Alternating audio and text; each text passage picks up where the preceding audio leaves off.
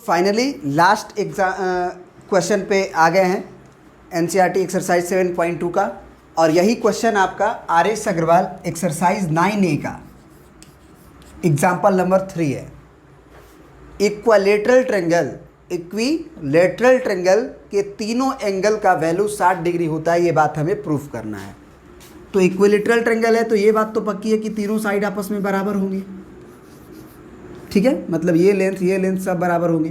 तो आप समझ जाओ कि कुछ देर के लिए ये इक्विलेटरल ट्रेंगल नहीं है, बस आइसोसेलेस है, बस ये दोनों साइड बराबर हैं। तो अगर ये दोनों साइड बराबर है तो ये एंगल 1 बोलोगे, ये एंगल आप 2 बोलोगे, तो आप ये कह सकते हो, या फिर आप ये कह दो ना कि ये भी एंगल 1 ही होगा, क्योंकि बराबर होंगे भाई। साथ ही साथ आप फिर भूल जाओ, आप ये सोचो कि ये साइड हमें बराबर नहीं दिए गए हैं, ये दोनों बराबर दिए गए हैं, ये और ये। तो अगर ये और ये बराबर दिए जाएंगे तो फिर से आप कहोगे कि ये वाला एंगल और ये वाला एंगल बराबर होगा। चूँकि ये एंगल 1 मान चुके हो तो इसकी मजबूरी हो जाएगी एंगल 1 होने की। बात समझ रहे हो? ये साइड के तरफ से अगर देखा जाए तो हम कहेंगे कि ये एंगल 1 है तो ये एंगल बराबर होगा, क्योंकि दो साइड बराबर है तो इसके सामने का एंगल इसके सामने का एंगल बराबर होगा। फिर ये साइड दोनों अगर बराबर है तो फिर ये एंगल और ये एंगल बराबर होगा। तो हम ये बात लिख सकते हैं कि चूँकि AB बराबर AC दिया गया है, इसलिए एंगल B बराबर एंगल C होगा। उसी तरह से अगर BC बराबर BA दिया गया है तो एंगल A बराबर एंगल C होगा। तो फ्रॉम 1 और 2 से हम कह सकते हैं फ्रॉम 1 एंड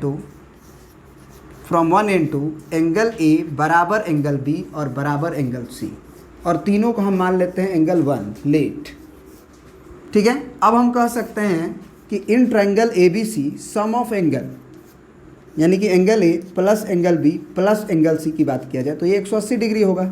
और चूंकि A, B और C तीनों आपस में बराबर ही है और तीनों का वैल्यू हम 1 मान चुके हैं, तो angle 1 plus angle 1 plus angle 1 का वैल्यू 180 डिग्री। तो इसका मतलब 3 of angle 1 is equal to 180 degree. इसका मतलब एंगल 1 इज इक्वल टू 3 से डिवाइड करो, 3 छक्के 18, 60 डिग्री।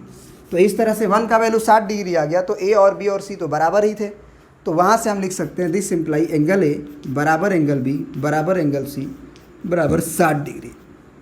ये बात प्रूफ हो गई, ठीक है। और भी आपको बता देते हैं कि क्लास 9 से लेकर क्लास 12 तक आर.एस. अग्रवाल बुक और एनसीईआरटी बुक का प्रत्येक चैप्टर का सीरियल वाइज वीडियोस कॉन्सेप्ट और थ्योरी के साथ साथ एक क्वेश्चंस का सीरियल वाइज वीडियोस हमारे चैनल बाबा मैथ्स वाले पे मिल जाएगा।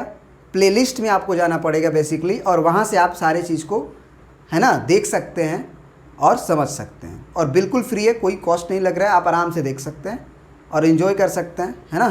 Thank you, okay.